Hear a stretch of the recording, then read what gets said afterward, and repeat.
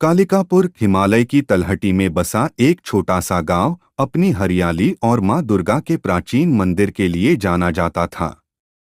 माया का जन्म एक साधारण किसान परिवार में हुआ था।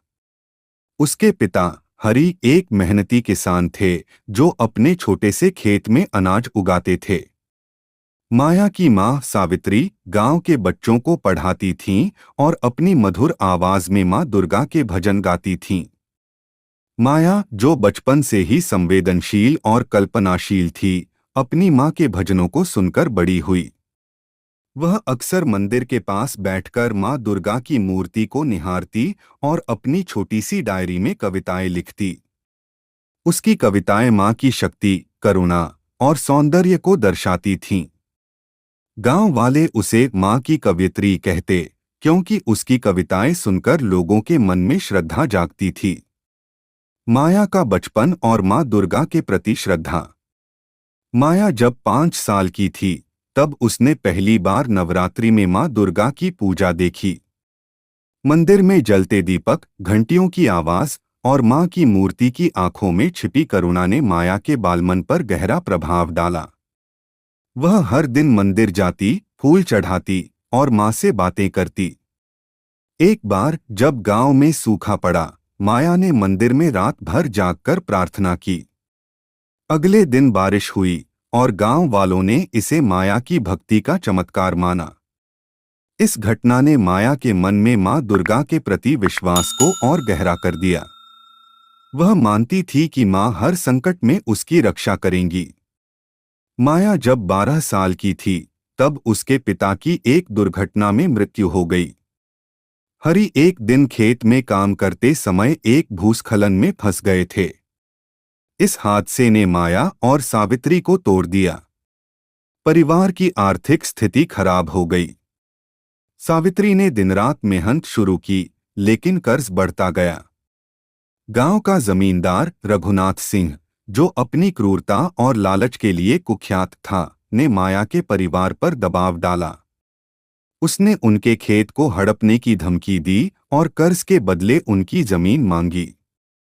माया, जो अब 16 साल की थी, इस अन्याय को देखकर असहाय महसूस करती थी। वह हर रात मंदिर में जाकर मां से प्रार्थना करती, हे मां, मेरे परिवार को बचाओ, मुझे रास्ता दिखाओ। नवरात्रि के 5वें दिन माया देर रात तक मंदिर में थी। वह रो रही थी और उसका विश्वास डगमगा रहा था। तभी मंदिर में एक तेज रोशनी फैली। माया ने आंखें बंद कर लीं और उसे एक दिव्य दर्शन हुआ।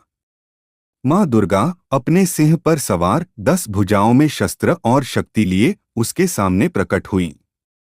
उनकी आंखों में ममता थी और उनका चेहरा तेज से दमक रहा था। मां ने कहा, माया, मेरी बेटी, तुम्हारा विश्वास तुम्हारी शक्ति है। यह समय तुम्हारे लिए परीक्षा का है। अपने हृदय की आवाज सुनो। तुम्हारी कविताएं तुम्हारा हथियार हैं। गांव को एकजुट करो और मैं तुम्हारे साथ हूं। माया ने पूछा, मां, मैं एक कमजोर लड़की हूं, मैं यह कैसे करूं? मां ने मुस्कुराकर कहा, शक्ति तलवार या धन में नहीं, तुम्हारे साहस और निष्ठा में है। जागो और अपने भीतर की दुर्गा को पहचानो। दर्शन टूटा और माया ने खुद को मंदिर के फर्श पर पाया, लेकिन उसके मन में एक नई ऊर्जा थी। माया ने अगले दिन गांव के चौपाल पर एक सभा बुलाई। उसने अपनी कविताएं सुनाईं, जो रघुनाथ सिंह के अन्याय और गांव की एकता की बात करती थीं। उसकी कविताएं इतनी प्रभावशाली थीं कि लोग भावुक हो उठे। गांव की बुजुर्ग महिला दादी अम्मा ने कहा, माया, तुम्हारी आवाज में मां दुर्गा की शक्ति है। हम तुम्हारे साथ हैं। माया ने एक सहकारी समिति बनाने का प्रस्ताव रखा, जिसमें गांव के लोग मिलकर खेती, हस्तशिल्प और अन्य व्यवसाय करेंगे। गांव के युवा जैसे रामू और श्यामा माया के साथ जुड़ गए। रामू एक कुशल बढ़ी और श्यामा, जो बुनाई में निपुण थी, ने समिति को मजबूत करने में मदद की।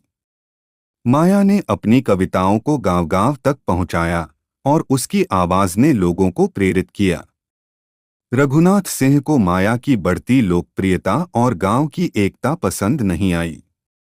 उसने माया को धमकियां दी और कहा, तुम एक छोटी सी लड़की हो, मेरे खिलाफ जाओगी तो तुम्हारा और तुम्हारे परिवार का सर्वनाश हो जाएगा। माया डर गई, लेकिन उसने हार नहीं मानी। एक रात रघुनाथ के गुंडों ने माया के घर पर हमला किया। उन्होंने सावित्री को घायल कर दिया और घर में आग लगाने की कोशिश की। माया ने अपनी मां को बचाया, लेकिन वह टूट चुकी थी। वह फिर से मंदिर गई और मां दुर्गा से प्रार्थना की, मां, अब मेरी आखिरी उम्मीद तुम हो। नवरात्रि का अंतिम दिन था। माया मंदिर में प्रार्थना कर रही थी जब गांव में हलचल मच गई। रघुनाथ सिंह के घर में अचानक आग लग गई। आग इतनी तेज थी कि उसका पूरा घर जलकर राख हो गया, लेकिन चमत्कारिक रूप से आसपास के घर सुरक्षित रहे। गांव वालों ने देखा कि आग लगने से पहले मंदिर की घंटियां अपने आप बज रही थीं। कुछ लोगों ने दावा किया कि उन्होंने मां दुर्गा की मूर्ति की आंखों में एक तेज देखा था। रघुनाथ का परिवार सुरक्षित था, लेकिन उसकी सारी अवैध संपत्ति नष्ट हो गई। वह गांव छोड़कर भाग गया और माया से माफी मांगी। गांव वालों ने इसे मां दुर्गा का चमत्कार माना। माया की सहकारी समिति ने गांव को नया जीवन दिया। दादी अम्मा ने अपनी आयुर्वेदिक जड़ी बूटियों की जानकारी साझा की, जिससे गांव में एक छोटा सा हर्बल उत्पाद व्यवसाय शुरू हुआ। रामू ने लकड़ी के सुंदर खिलौने बनाए जो पास के शहरों में बिकने लगे। श्यामा ने महिलाओं को बुनाई सिखाई और उनके हस्तशिल्प ने गांव की प्रसिद्धि बढ़ाई। माया की कविताएं अब गांव की सभाओं में गाई जाती थीं और उसकी आवाज ने गांव को एकजुट रखा। गांव के बच्चे, जो माया को अपनी दीदी मानते थे, मंदिर की सजावट और पूजा में मदद करते। माया ने समझा कि मां दुर्गा की शक्ति केवल चमत्कारों में नहीं, बल्कि मानवता की सेवा और एकता में है। उसने अपनी कविताओं में मां के विभिन्न रूपों काली, लक्ष्मी, सरस्वती को चित्रित किया। वह हर नवरात्रि मंदिर में एक कविता पाठ करती, जिसमें मां की महिमा और गांव की एकता की कहानी होती। माया अब गांव की प्रेरणा थी और लोग उसे मां की शक्ति कहते। कालिकापुर अब एक समृद्ध और खुशहाल गांव था। माया की सहकारी समिति ने गांव को आर्थिक रूप से मजबूत किया। मंदिर में हर साल नवरात्रि के दौरान भक्तों की भीड़ उमड़ती। माया, जो अब एक युवा महिला थी, अपनी मां के साथ मंदिर में खड़ी होती और कहती, मां, तुमने मुझे सिखाया कि असली शक्ति मेरे हृदय में है। तुम मेरे भीतर हो। गांव वाले मां दुर्गा और माया दोनों को अपनी प्रेरणा मानते थे। दोस्तों, किस्सा कारवां की यह कहानी आपको पसंद आई हो तो एक प्यारा सा कमेंट माता के नाम से जरूर करें और आपके अपने इस चैनल को लाइक कर सब्सक्राइब जरूर करें, जिससे हमारा अगला वीडियो आप तक पहुंच सके। धन्यवाद। जय माता दी।